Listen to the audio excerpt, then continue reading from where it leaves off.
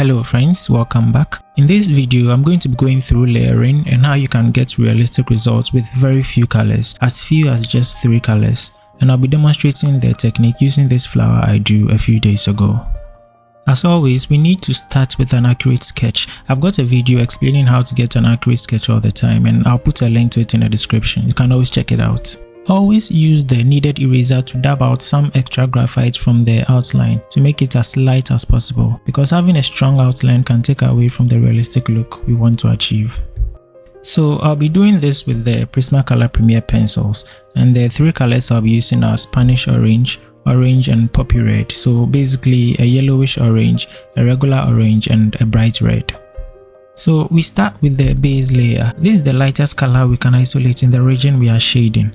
In this case, our base layer is Spanish orange or the yellowish orange, and it applies for all the petals of the flower. The base layer is applied evenly in a flat manner. Always ensure that you've covered the white of the paper enough with the base color. Now, after the base layer, we move on to the other or subsequent layers, and here I've moved on to orange, and that is the next color in the sequence. When layering, we move progressively from the lightest color to the darkest color, and unlike the base layer, we don't apply the subsequent layers in a flat manner. What you should do is to study the reference and know where to apply the subsequent layers. Here I've moved on to the darkest color in the sequence, which is red, and just like the previous color, I'm applying it where I see it in the reference.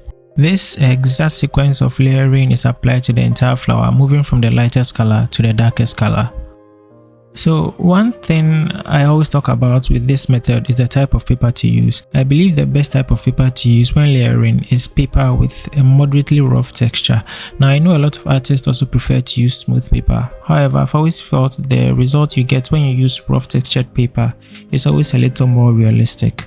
Also, using a rough textured paper is more suited for the blending technique we'll be using, which I'll be going over shortly.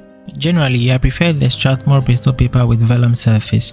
Typically, I use the 300 and 500 series. However, another type of paper I found very useful is called the Clairefontaine Paint On series. It's cheaper but still provides some amazing results.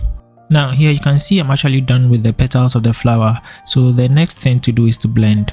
I like to blend with a solvent when I'm not drawing human portraits. In this case, I applied the solvent to a Q-tip and then applied it evenly on each petal, and almost immediately you can tell the drawing has started to take on this paint-like look. It's one of the reasons I like to use this method of blending. It transforms the pencil marks and suddenly the drawing starts looking more like a painting. A few tips when blending with a solvent. Always ensure you have layered enough pigment on the paper before blending. Also, use a tissue paper to wipe off extra solvent from the Q-tip or brush before applying it on the drawing. Too much solvent will end up giving your drawing a messy look. After blending, I use these same 3 colors to go over the drawing. This time, I'm just redefining certain areas of the drawing that might have been blurred out because of the solvent.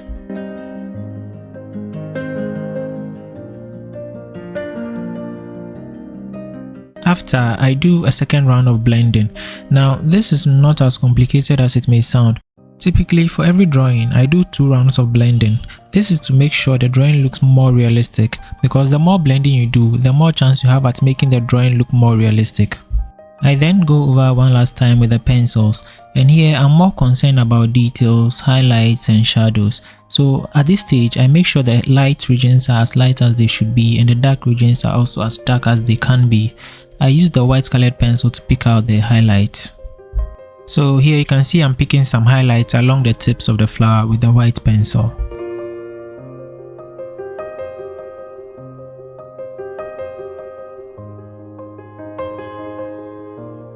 I used these same 3 colors, Spanish orange, orange and poppy red, for the central part of the flower. And here I'm drawing these little dots in the center of the flower. So I'm alternating between the oranges and the red. In the most central part of the flower and between the dots is an area of black, which you can see me pick out with the black colored pencil. So apart from our 3 main colors, I'm using white and black as our complementary colors. And I mean, typically some artists don't really consider these 2 as colors but shades. So we are somewhat within the use of our 3 colors. Depends really on how you see it. I keep shading until the entire area is well covered. Now I use the same method of layering and blending for this part of the flower, blending with a solvent and then going over again with the colored pencils, just as we did for the petals of the flower.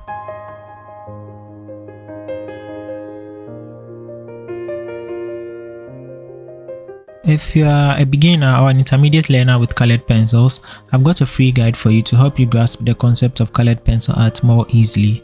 It's called The Basics of Realistic Colored Pencil Art, and it goes through all the materials and basic techniques you need in order to master realistic drawing with colored pencils. Now, it's extremely helpful and I strongly recommend you check it out. I'll leave a link to it in the description. Don't forget to subscribe for more tips and tutorials, and I'll see you in the next one. Have a great day.